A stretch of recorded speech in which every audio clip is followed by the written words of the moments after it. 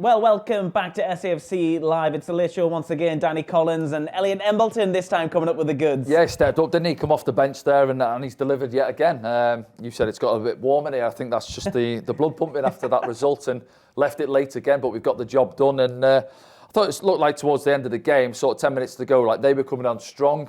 I thought, can we hold on and can we take the points? But we've said it before, haven't we? When you've got those players in that final third, the attacking threat that we've got, we can produce. And a little bit of build-up play was good. Matete, I think, starts it off, lends it in there, and it's just a cool head from Elliot Embleton, just slots it under the keeper. Could have had a third with Ross one-on-one, but doesn't put it away. And then we get a little bit nervy again towards the end, but lads got the job done. Let's have a look then at the highlights from the game then before we do anything. And the sun was shining down at the Kazam, and I would say opportunities were few and far between. Yeah, I'd say so. It was a strange game at times. It was open. You could see a couple of opportunities early on in the game. There's Ross running in behind, sets it back, maybe a little bit too much on it, or whether Nathan can't sort his feet out, but the opportunity goes away. But at the same time, there was a lot of scrappy play in the middle of the park. I don't think either team dominated the game in terms of possession. I think we had periods on the ball, and so did they. And I think the frustrating thing was when we managed to string a few passes together, we were getting in behind. And just looking back now, here's the opening goal of the game. Free kick from Clark wasn't great. Strike from Matete wasn't great. But drops to Corey Evans there. A calm head. He takes a touch. And I think he toe pokes it because he can't get the back lift on the shot, really. He hasn't got that time. His body's in and around him. And it's a great finish. You toe poke it, he gets the power on it, and it just flies past the keeper before he knows it. And he sets us on our way. And you're thinking now, and we did, to be fair, for a couple of minutes. I thought we spent a little bit of time on the ball, and we could have gone. Here we had openings again. I think we had one with Patrick Roberts as well. Whether we'll see that, I'm not sure. But that one there, just a yard up, here it is now. See, we were getting these opportunities on the counter-attack. I think there, Patrick, maybe, can he go on his right? Swing it sometimes. They're almost showing him on his right foot there. Just knock it past him. He's got the pace and just swing it, and you never know. But at times, just thinking back, we did have good periods in that first half, but like it was last week against Gillingham, I just think it's that decision making, and then mistakes started to creep in, giving the ball away in free kicks. And from this free kick, it's a delightful ball in from Bowden, and then the big centre half there, Moore, back into the team. I think he's been out for a number of weeks. He's a big, strong lad, and he just gets up over the top of Bailey Wright and powers it past Anthony Patterson and gets him back on level terms. And then after that, they came on strong. Oxford, obviously we haven't seen any clips from the remainder of that half, but they had a lot of play. Start of the second half as well, I thought they started better, came out the blocks again, down this right-hand side more often than not. They were getting in. And I said to you, I think we needed to make a change. Luke O'Nien came on, and then one or two other substitutions after that as well. But look what happens when we manage to string a few passes together. That one there, just another yard or two onto that, and Nathan Broadhead's running in on goal. So it was there for us at times as well, but just not often enough. This one here, this is the save of the game. It's outstanding from Patterson. He's made two. He's made that one in the first half early on, and he's had to make that one as well there, where it's almost behind him and he's clawing it off the line. This one there, Ross is just straight offside a yard, hasn't he? He doesn't feel so. He's having a word with the linesman, or does he want the ball a little bit earlier? And this one's the free kick, just grazes the top of the crossbar. Anthony Patterson will say he's had it covered, but although he's looking straight into the sun there. And then just towards the end, and Luke O'Nien, credit to him, he brought some energy. He was tidy on the ball, didn't do nothing spectacular, but his work rate and just those 10-15 yard balls where at times we were a little bit loose with it, he wasn't. He was tidy on the ball. And then Oxford had a lot of these sort of incidents which were coming maybe from second phase, from those long throw-ins where maybe we didn't clear it, or we were giving cheap free kicks away, as we were. But that one's up and over off the top of the wall. So we were sort of saying, I think Elliot Embleton's come on, and we were saying he's going to have to come on, he's going to have to do some defending. But no yellow card for that? Yeah, that's a disgrace. That he's not gone back to that. Look, he's waving play on, I get that, and it's good refereeing, but he's got to have looked at his number, go back to it and book him after, and he doesn't. But here's the goal, Danny. Anyway, here's the goal now.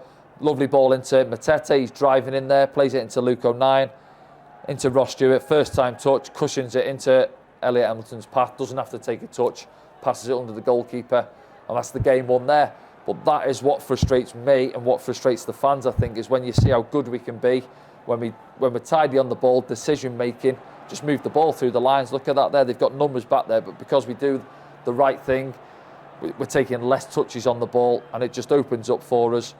And he puts it away, Elliot Embleton, and then we could have had a third a minute or so later. Look at Ross there. I just think I say that. Listen, I've not been a striker. I've not found myself in those positions too often. But I think Ross there, when he's confident, he takes one touch and he just slots it under the goalkeeper.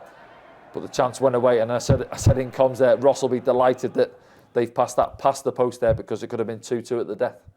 Let's have a look at the scores then, Danny, from around EFL League One if we can.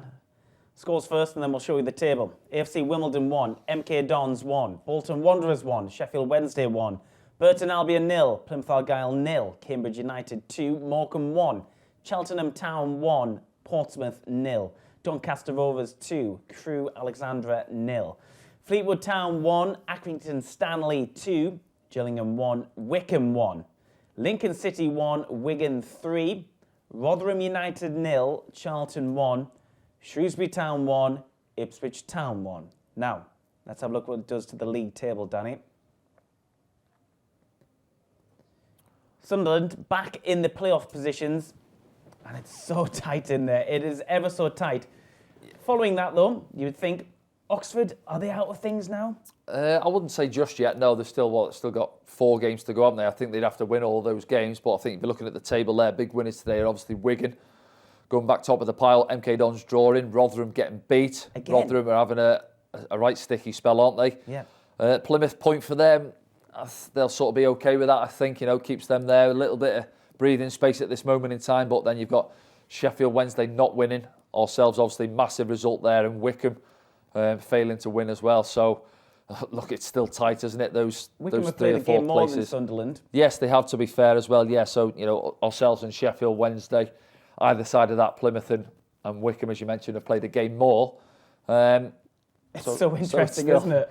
It's a massive result. You can't explain how much of a result that is for us getting the 3 points there. Obviously, if we hadn't done, we're sat on 70, 71, aren't we? Still sat outside the playoffs there. But no, massive result. Credit to Embo coming off the bench again and delivering. And credit to the boys as well. I think going down there, they've had to dig in at times, as you'd have expected. More of an open game than certainly what we've seen last week. But we get ready to go again next week. Shrewsbury at home. Double header, isn't it? Friday, Monday. So, yeah, that'll be the decider, I think, in those 2 games.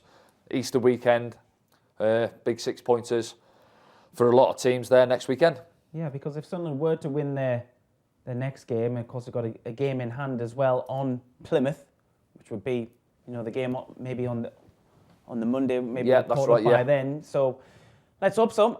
It's all looking a bit better, and it's getting better every game, isn't it, Danny? Let's have a look at your thoughts now then, if we can, in #AskDanny. And it's the first one from Glenn. It says, between Clark and Roberts, it's beyond obvious they're going to cut inside. Will Alex Neil be addressing this anytime soon? Is that negative?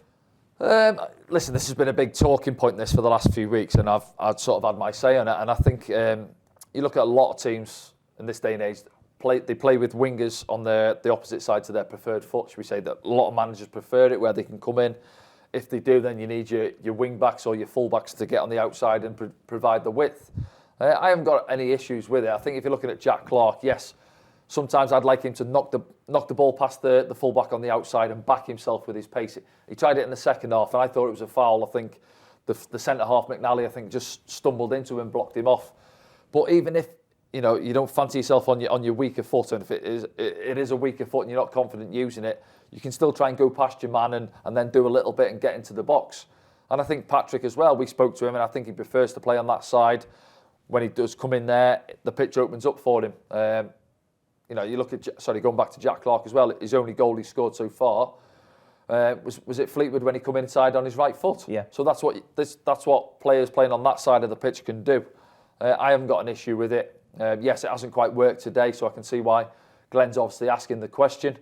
But other days it's going to work for us. Patrick will come inside, he'll look at little give and goes, little reverse passes, these types of things, and that hasn't worked today. But I've not got an option with our wingers playing on the opposite side. You look at the top level, the top 2 teams in the country, Man City, they have Mahrez and Sterling more often than not. Liverpool, Salah and Mane prefer playing on those sides, and it doesn't work out too bad for these players. So it's something we can look at further down the line, I think. Let's have a look at another one then, please. On hashtag Ask Danny. This one's from Rotten Turnips, who says, if we do make it to the playoffs, how do you think we'll get on, Danny?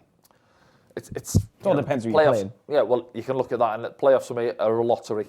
If I think I said last week, look at last year's playoffs, for instance. First leg, we didn't really turn up at Lincoln.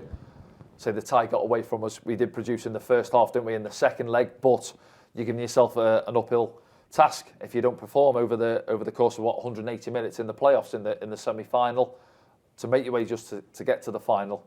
But I wouldn't not fancy us against anybody, I'll say that. I think we look throughout the season, Sheffield Wednesday, if we get there, lost 3-0 there, beaten 5-0 at home. So, there you go. It's a bit of a lottery, isn't it? Obviously, Rotherham at this moment in time have dropped into the playoffs. And it's all about form, isn't it? Form going in, yeah. I think people have said in previous campaigns where we've been in the automatics or it looked like it was there for us and then we've died off and finished the season poorly.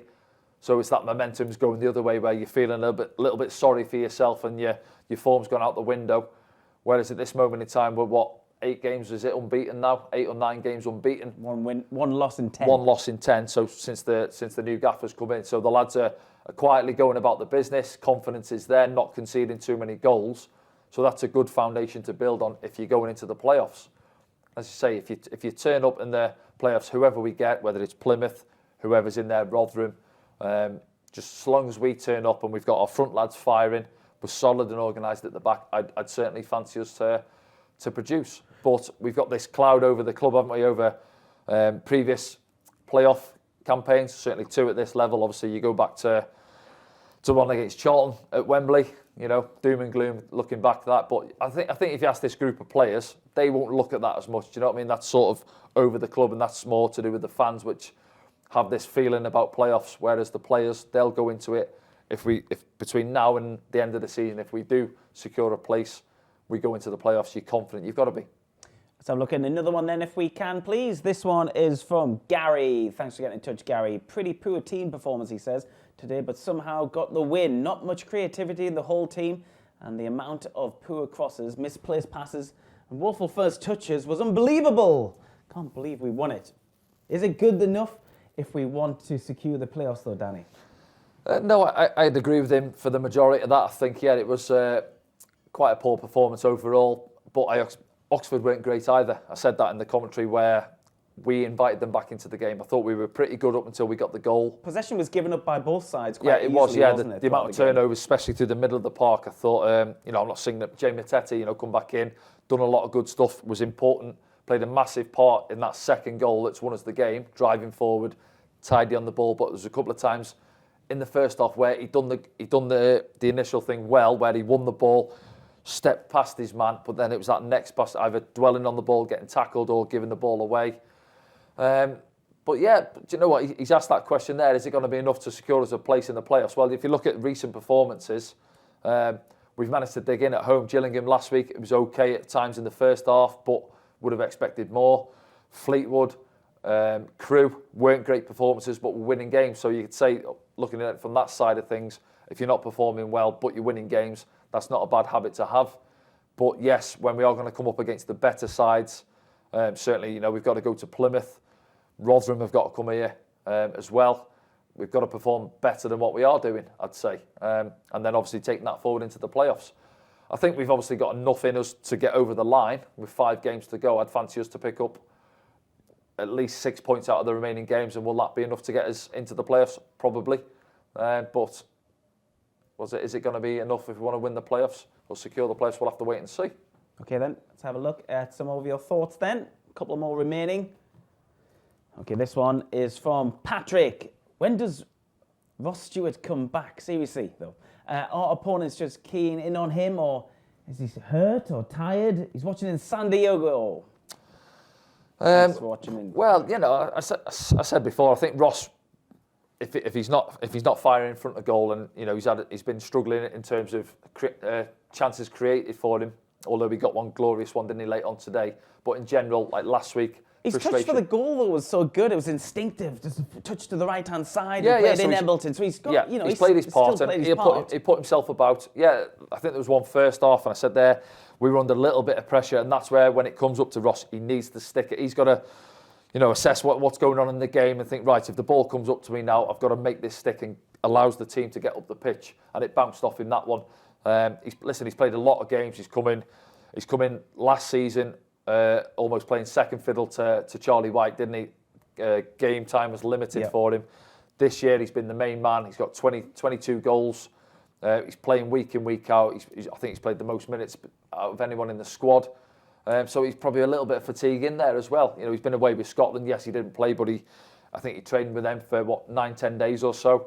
Then he's come back down here, but I think he's got enough in the tank to try and get us over the line. And I think you look at his chance late on, and I've said it there, and we say it again. I think if Ross is confident there and he's putting the ball in the back of the net regularly, which he hasn't done in the last few weeks since Wigan, seeing it back now. Look, 2, 3, 4. He's not sure. He's 3-4 touches there for Ross. I think. What does an instinctive Ross Stewart do? I think if we see it back. Look, as soon as it's big touch, next touch now, and then a nice firm finish. The keeper's not really come out to press him either. Look where the keeper is. He's still 5 yards out.